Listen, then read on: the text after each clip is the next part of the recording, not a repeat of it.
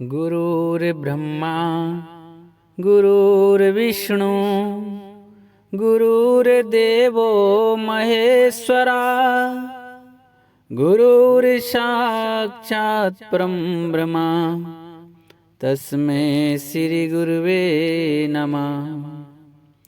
अज्ञानतिमिरान्धस्य ज्ञानाञ्जनशलाकया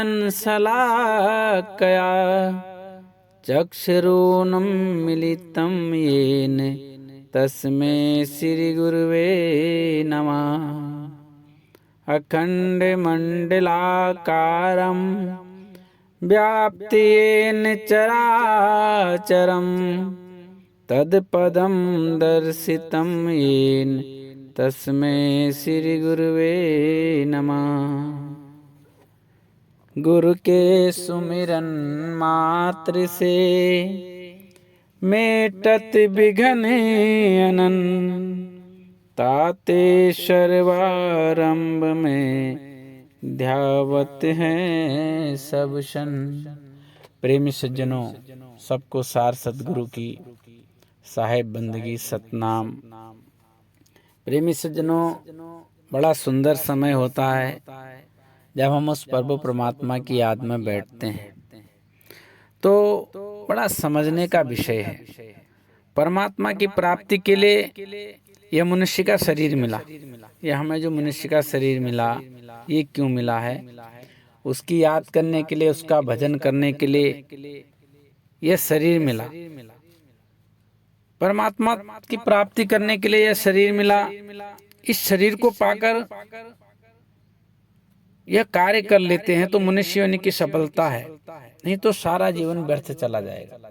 अगर हमने परमात्मा की प्राप्ति नहीं की, इस मनुष्य शरीर को पाकर के भी, तो ये जो जीवन है हमारा बेकार चला जाएगा। एक एक सांस अनमोल है। हमारे सामने उदाहरण है सिकंदर बादशाह का। कहते हैं कि जब अंतिम समय आया सिकंदर बादशाह का, तो उसने चाहा कि उसे एक दिन का जीवन मिल जाए। उसके लिए वह तमाम अपना राजपाट जीवन भर की कमाई देने के लिए तैयार था, लेकिन क्या संभव हो सका? इतने बहुमूल्य समय को बेकार में लुटा रहे हैं। बेकार किस लिए? क्योंकि जो काम हम इससे कर रहे हैं उनमें कोई भी अंत समय हमारे काम आने वाला नहीं है। जब आत्मा शरीर को छोड़कर जाती है तो सांसारिक चीजें यहीं पड़ी रह जाती हैं। यह शरीर भी जिसे हम मेरा मेरा कहते हैं, यह साथ नहीं जाता। इसीलिए जब संत महापुरुष आते हैं, हमको याद दिलाते हैं कि जो जीवन का लक्ष्य है वो केवल प्रभु प्राप्ति है। हम उस उद्देश्य की प्राप्ति के लिए अपना ध्यान लगाएं, परमात्मा को प्राप्त करने के लिए अपना ध्यान लगाएं। परमात्मा की प्राप्ति के लिए सबसे पहली जो चीज है वो ज्ञान को प्राप्त करना है। और ज्ञान कैसे प्राप्त होगा? जो बाहरी ज्ञान है, बहुत सारे वेद किताब धर्म ग्रंथ यहाँ पढ़े हुए हैं, है ना, इनमें ज्ञान ही ज्ञान भरा पड़ा हुआ है। जब जब महापुरुष संसार में आए, उन्होंने अपने अनुभवों का वर्णन किया। धर्म पुस्तकों के रूप में आज उनका ज्ञान हमारे पास मौजूद है। इतना ज्ञान भरा पड़ा है कि मनुष्य अनेक जन्मों तक उसको पढ़ता रहे तो उसका जो है अध्ययन करके उसको पता चलेगा कि संत महापुरुषों ने किस ज्ञान को प्राप्त किया। और दूसरी चीज है विवेक शक्ति। विवेक ज्ञान प्राप्त करने से और संतों के पास जाने से बनता है। संसार में हमेशा अनुभवी महापुरुष आते रहते हैं। कोई समय संसार में ऐसा नहीं है जब महापुरुष संसार में न हो। जब जब ये सृष्टि बनी, जब से ये सृष्टि बनी, तब से इस धराधाम पर महापुरुषों ने आना शुरू किया। कहते हैं आग लगी आसमान में, चूं चूं गिरे अंगार, संत न होते दुनिया में तो जल मरता संसार। कहा कि संत तो हमेशा आए, अगर संत इस धराधाम पर नहीं होते तो ये संसार जल मरता। साथ ही संत के उपदेश, उनका दर्शन भी हमें सही मार्ग का दर्शन कराता है। इसलिए हमको संत के दर्शन करने चाहिए, संत के उपदेश सुनने चाहिए। संत दया करके हमको प्रभु परमात्मा के मार्ग पर दीक्षित कर देता है, और ये हमारे बड़े भाग्य हैं।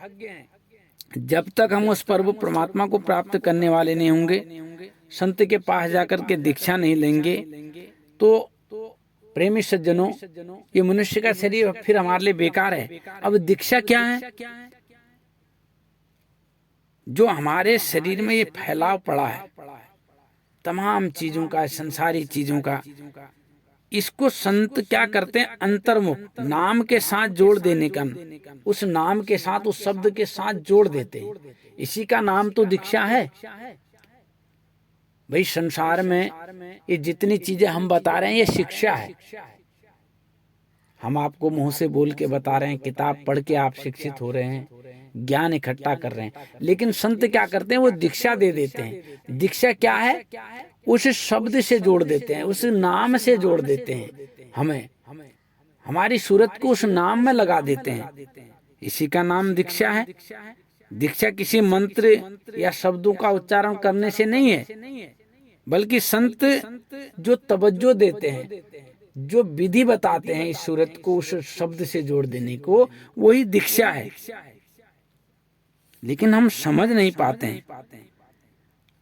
क्या करते हैं? सूरत को हम संत जो है अपनी सूरत को हमारी सूरत से जोड़ देता है, यानी कि जो शब्द है इस सूरत को उस शब्द से जोड़ने का काम कर देता। धीरे धीरे हम अभ्यास करके, साधना करके इस मन को उस आत्मा में जोड़ देते हैं और उस शब्द को प्राप्त करने वाले बन जाते हैं। लेकिन जब तक हम मन और आत्मा के ऊपर से काम, क्रोध, लोभ, मोह, अहंकार, इसकी सफाई नहीं करेंगे तो माफ करना, हम शब्द को प्राप्त नहीं कर पाएंगे, उस नाम से नहीं जुड़ पाएंगे, है ना? क्योंकि जो हमारा ये जीवन है, हमारा जो बाहरी जीवन है, ये क्या करता है? संतों की वाणी सुनने से, संत के पास जाने से ये सदाचारी बन जाता है। भाई पहले हमको अपने ये जो मानव का जो शरीर है, इसको भी तो निर्मल करना पड़ेगा, हमको सदाचार भी तो जीवन में लाना पड़ेगा। जब हमारे अंदर सदाचार के गुण ही नहीं होंगे तो हमारी प्रभु परमात्मा में लगन कैसे लगेगी? इसलिए वास्तव में जो नाम है, जो दीक्षा है, वो हमको संत के पास जाकर के ही प्राप्त होगी और निर्मल बन के, सदाचारी बन के प्राप्त होगी। इसलिए हमको संत संसार में आते हैं तो हमको इसका ज्ञान देते हैं, लेकिन हम संत को समझ नहीं पाते। हमको ऐसा लगता है कि संत और हम एक ही हैं। हमारे जैसे तो संत इस दुनिया में आते हैं, हमारा जैसा शरीर होता है। संत में और दुनियादार में बाहरी नजर में कोई विशेष फर्क नहीं होता। संत भी दुनियादार की तरह शरीर रखते हैं और दुनिया के हर काम करते हैं, लेकिन बाहर के देखने से कभी कभी इन सारे कामों को देखकर हम भुलावे में पड़ जाते हैं। लेकिन संत में और दुनियादार में एक अंतर है। संत का वह परमात्मा है, वह दुनिया का जो भी काम करता है उसका उद्देश्य परमात्मा की प्राप्ति करना होता है। तो हमारी तरह, दिखता हमारी तरह है, खाता हमारी तरह है, रहता हमारी तरह है, लेकिन संत का जो काम होता है वो केवल परमात्मा को प्राप्त करने का काम होता है। और दुनिया का काम क्या होता है? दुनिया को प्राप्त करने का काम होता है। वो क्या करता है? संसार की चीजों को प्राप्त करना चाहता है, लेकिन संत क्या करना चाहता है? परमात्मा की प्राप्ति करना चाहता है। संत दुनिया में रहते हुए दुनिया के सारे काम दुनिया वालों को परमात्मा की भक्ति सिखाने के लिए करता है। सबसे बड़ा उद्देश्य क्या है कि जो संत है वो क्या करता है? दुनिया में जितने भी काम करता है वो क्यों करता है? परमात्मा की भक्ति को सिखाने के लिए कि संसार के जीव जागें। लेकिन हम इस बात को समझ नहीं पाते, हम जान नहीं पाते। इसलिए प्रेमी सज्जनों, हमको ये बात समझ लेने की है कि संत का हर काम उस परमात्मा की ओर लगाने के लिए होता है। और जब हम हर घड़ी हर समय उठते बैठते जागते सोते पीते यानी कि हर घड़ी जब हम उसका चिंतन करते हैं तो हमारा ध्यान भी परमात्मा से जुड़ जाता है, दुनिया से टूट जाता है।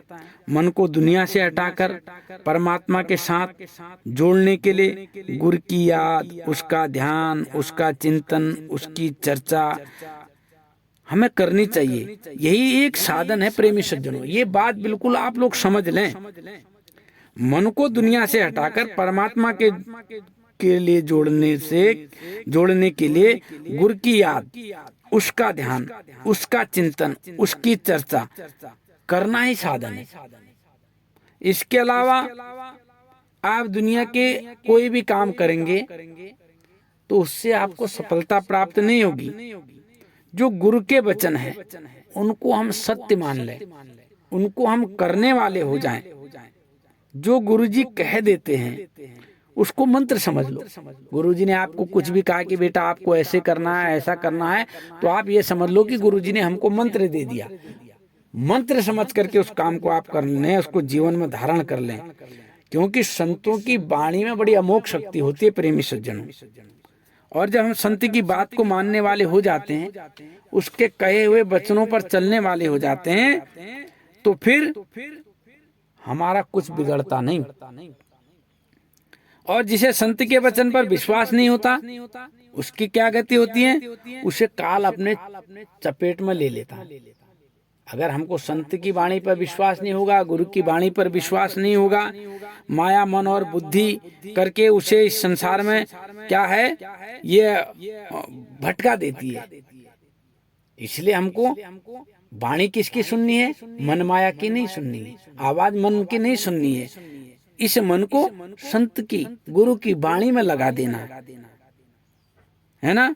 इसलिए कहा गुरु को सिर पर राखते चलते आज्ञा माही, कहे कबीर दास को तीन लोक डरना। जब हम गुरु की बात को मानने वाले हो जाते हैं, उसके बताए हुए रास्ते पर चलने वाले हो जाते हैं, तो हमारा काल कुछ भी नहीं कर सकता, क्योंकि हम गुरु को याद करने वाले हो जाते हैं। जब तक हम संसार को याद करेंगे, संसार से आस लगाएंगे, तो माफ करना प्रेमी सज्जनों, हम संसार के ही होके रहेंगे। संसार वाले हमारे किसी काम नहीं आएंगे।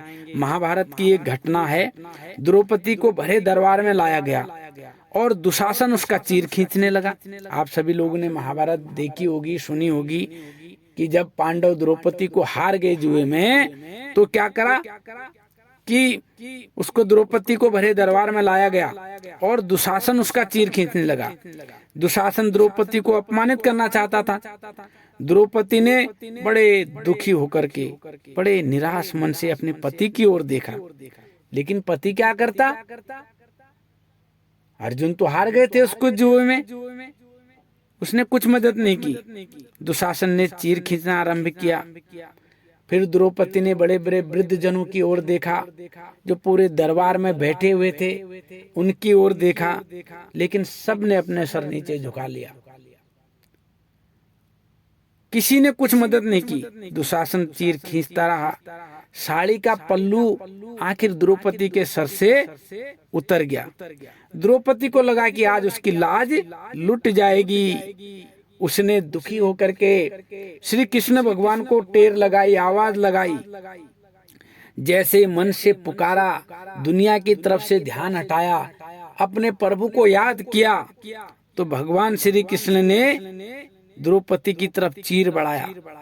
दुशासन चीर खींचता चला गया, परंतु उसके शरीर से प्रेमी सज्जनों साड़ी कम नहीं हुई, कपड़ा बढ़ता चला गया। आखिर दुशासन थक हार करके द्रौपदी को उसने छोड़ दिया। द्रौपदी ने बड़ी लंबी सांस ली और बैठ गई एक जगह जाकर के। श्री कृष्ण भगवान वहां आए। द्रौपदी ने श्री कृष्ण भगवान को बड़ा धन्यवाद दिया और कहा कि हे भगवान, आपने बड़ी देर की, थोड़ी देर पहले अगर आप आ जाते तो मेरे सर से पल्लू भी न उतरता।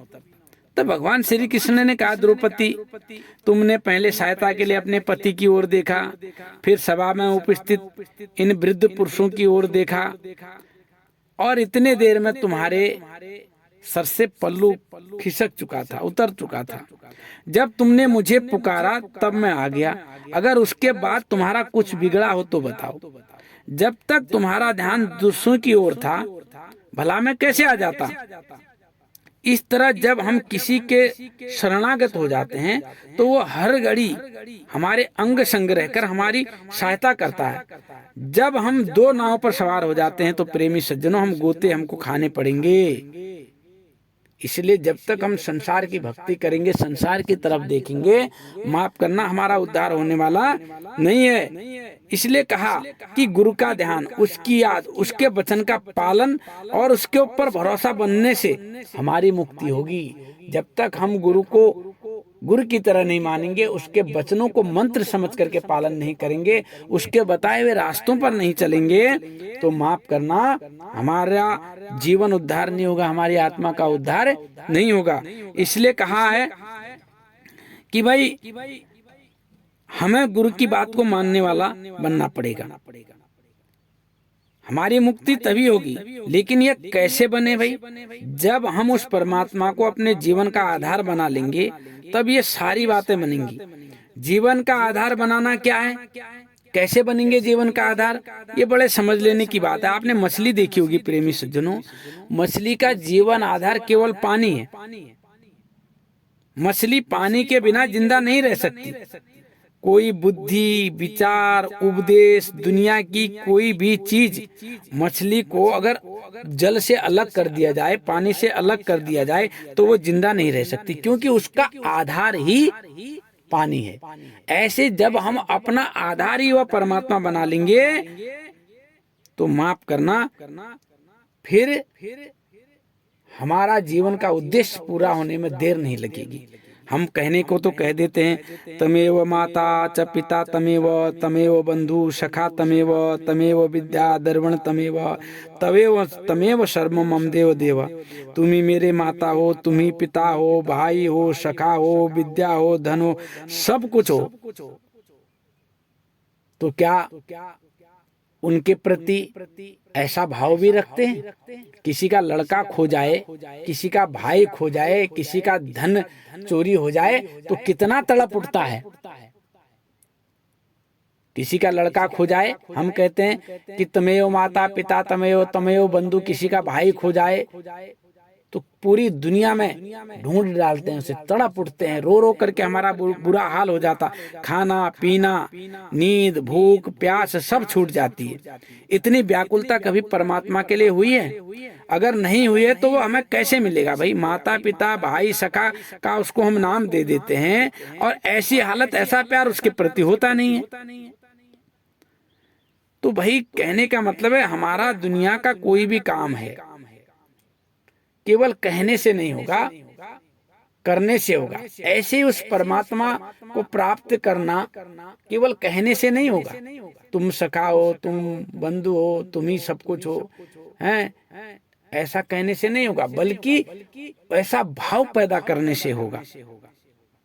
इसलिए संसार में रहते हुए संसार के काम भी करो और उस परमात्मा की याद भी करो। कहा है कि हाथ कारबल और दिल यारबल।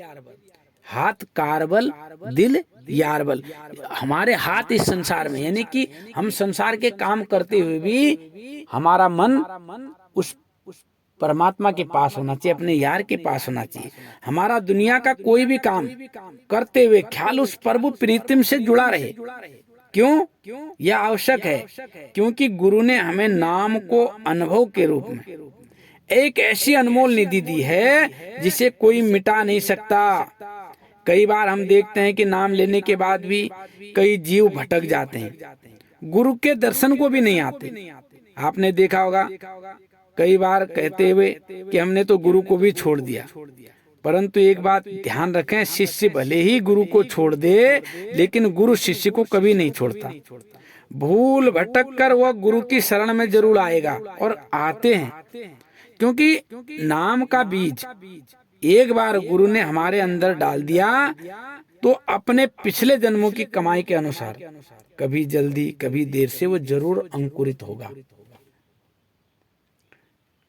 इसलिए गुरु को अंतर में प्रकट करो, उस परमात्मा को अंदर में प्रकट करो, क्योंकि वो परमात्मा ऐसी शरीर में प्रकट होगा।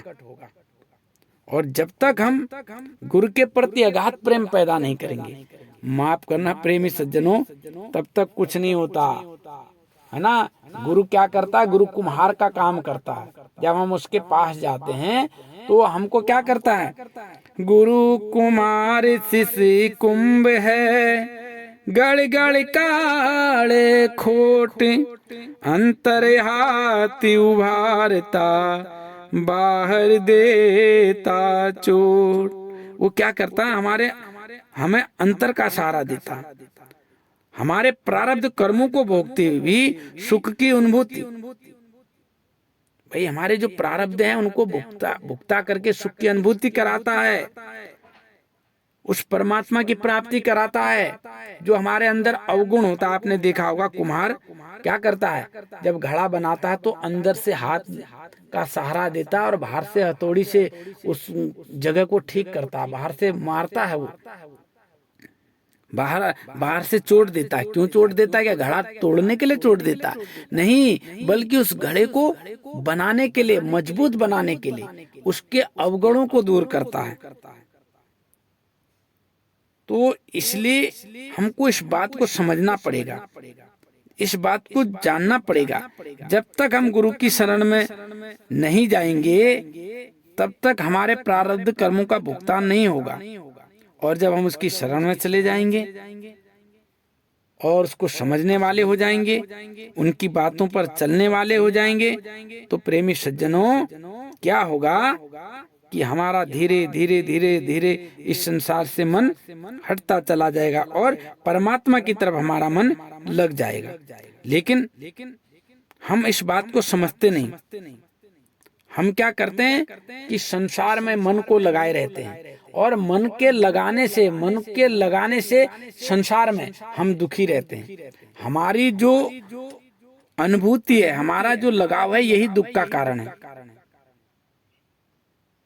तो इसलिए बड़े समझ लेने की बात है। एक व्यक्ति ने उपवास ले रखा था तो वो अपने मित्र के घर गया। उनकी पत्नी ने उनके आगे खीर रखी, बड़े बड़े भोजन रखे, तो उन्होंने कहा नहीं, आज तो हमारा उपवास है, आज हम भोजन नहीं कर सकते। उन्होंने कहा देखो भाई साहब, बहुत सुंदर भोजन बना है, बड़े स्वादिष्ट भोजन बना है। बोला नहीं, आज हमको इन भोजन से कोई लेना देना नहीं। अब वही व्यक्ति जब अपने घर जाता है तो बच्चे आपस में लड़ रहे होते हैं। तो वो देखता है भाई बच्चे क्यों लड़ रहे हैं। तब तक उसका व्रत उपवास भी टूट जाता है, शाम का वक्त हो जाता है। तो उन्होंने कहा कि नहीं भाई, हलवा बनाया हुआ था और इसलिए बच्चे आपस में लड़ रहे हैं। उन्होंने कहा अरे हलवा बनाया था, ये तो मैंने भी नहीं खाया। उसको दुख हो गया। बोला मैं सारे कमाई मैं करता हूँ, सब कुछ मैं करता हूँ और अच्छी अच्छी चीज बना करके ये खा लेते हैं। अब देखिए, एक समय ऐसा था जिस समय वो भूखा था, उस समय उसके पास खीर पूरी पकवान रखी गई, उसने नहीं खाया। और जब उसका व्रत टूट गया, उसने हलवे के बारे में सुना तो उसका मन व्याकुल हो गया, व्यथित हो गया। ये क्या है? ये हमारे मन की अनुभूति है, मन का लगाव है। जब तक हम इस मन को हटाएंगे नहीं दुनिया की चीजों से, जब तक हम उस परमात्मा की तरफ अपने मन को करेंगे नहीं, तब तक हमारा मन इसी प्रकार से छोटी छोटी उलझनों से भटकता रहेगा। इसलिए प्रेमी सज्जनों, हमको क्या करना है? गुरु की शरण में जाना है। और गुरु की शरण में जाने से हमारा नाशवान चीजों से मुंह छूट जाता है, क्योंकि संसार में जितनी भी चीजें हैं सब नाशवान चीजें तो हैं। जब गुरु का प्यार बनता है तो सांसारिक पदार्थों से हमको अपने आप प्रेम छूट जाता है और गुरु के प्रति प्रेम पैदा होता है, तो हमारा मन उस धीरे धीरे धीरे धीरे उस परमात्मा की ओर लग जाता है। इसलिए प्रेमी सज्जनों की गुरु की सेवा करो गुरु के बताए हुए रास्ते पर चलो और इस मन को गुरु ने जिस रास्ते पर आप लोगों को लगा दिया, इस मन को उस रास्ते पर लगाओ। सभी चीजें गुरु की सेवा करने से मिलेंगी। सेवा करने से सांसारिक चीजों का अभिमान छूट जाएगा। मन की सेवा करने से हमारा मन गुरु से जुड़ जाएगा, क्योंकि मन का आधार केवल गुरु है। और सेवा करने से जब हमारा प्यार गुरु से जुड़ जाता है तो हम सब कुछ गुरु के ऊपर कुर्बान कर देते हैं। जिसका प्यार जिससे जुड़ा होता है वह उसी के लिए तो सब कुछ अर्पण करता है। अगर आपका प्यार गुरु के लिए है तो प्रेमी सज्जनों, आप सब कुछ गुरु को न्यौछावर कर देंगे। बस हम प्रेम करने वाले बने। लेकिन जब तक हम ऐसा नहीं करेंगे, माफ करना प्रेमी सज्जनों, फिर हमारे जीवन का उद्धार होने वाला नहीं है। इसलिए बिल्कुल इस बात को समझ लो कि आज हमें मनुष्य का जन्म मिला, गुरु भक्ति करने का एक शुभ अवसर प्राप्त हुआ है। इसलिए हम अपने मन को, अपने तन को, अपने अभिमान को छोड़ करके